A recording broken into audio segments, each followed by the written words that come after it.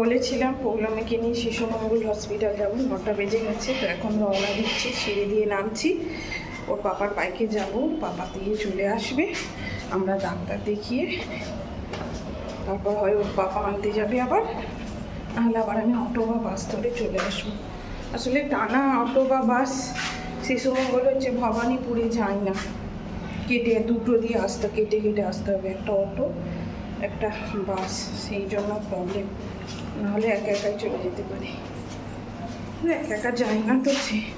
মেয়েকে নিয়ে বললাম কি জামাটা, এই ড্রেসটাও নতুন পরালাম, আর ওকে চিড়ে আর কলা খাইয়েছি সকালবেলা, চিড়ে সেদ্ধ করে দিয়ে কলা দিয়ে চটকে খাইয়ে দিচ্ছি।